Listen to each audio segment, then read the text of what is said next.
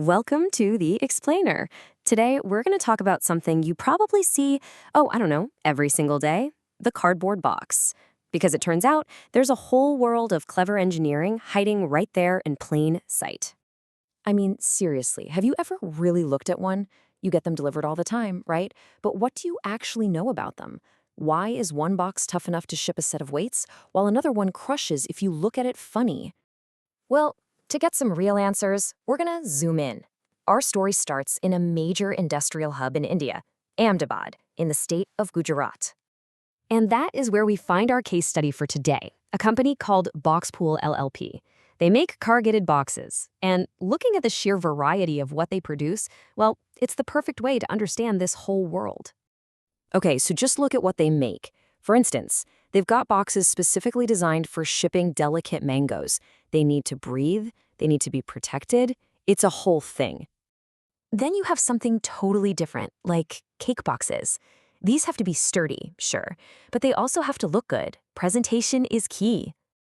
And on the complete other end of the spectrum, they're making these super heavy-duty boxes strong enough to hold heavy cans of oil without falling apart. They even do custom stuff for things like jaggery, which is a kind of sugar. I mean, the range is just huge. At a glance, it all just looks like brown paper, right? But then you see something listed on Boxpool's website called a double-wall 5-ply carton box.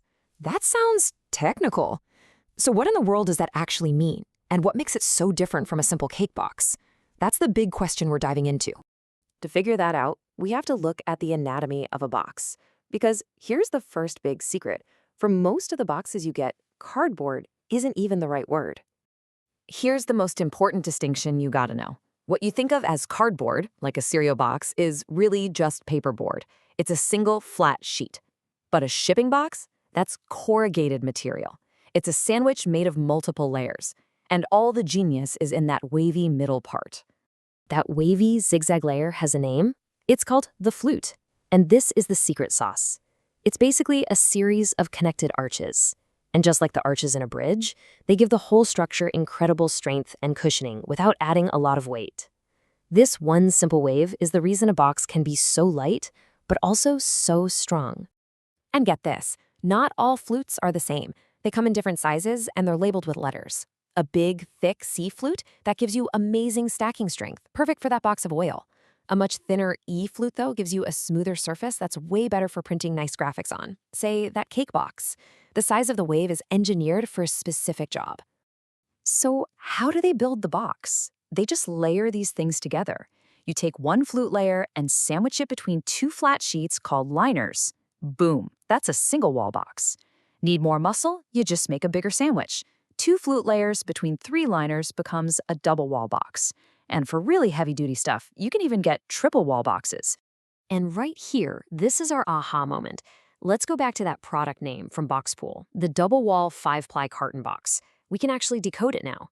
Double wall tells us it has 2 layers of flutes. And 5-ply? Well, ply is just another word for a layer of paper, so let's count them.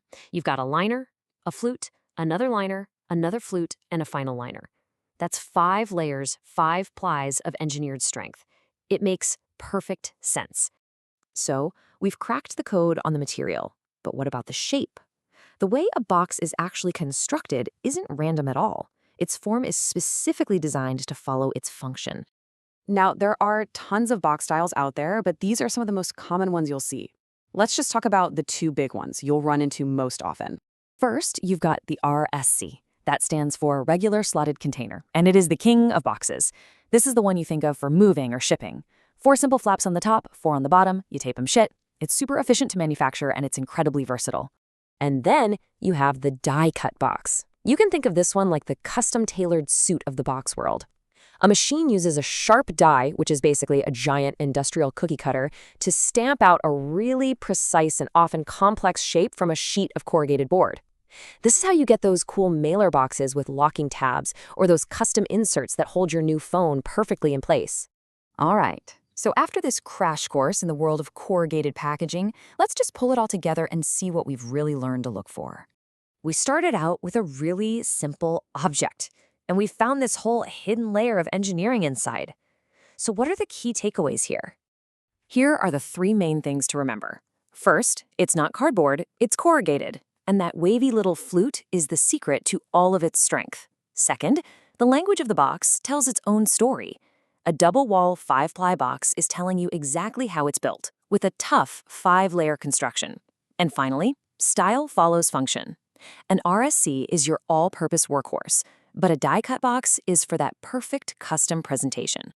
So the next time a package lands on your doorstep, just take a second before you rip it open. Look at the edges, see if you can spot the flute, see the layers, notice the style. Because now you know it's not just a box, it's a small piece of engineering with a story to tell. What story will you see?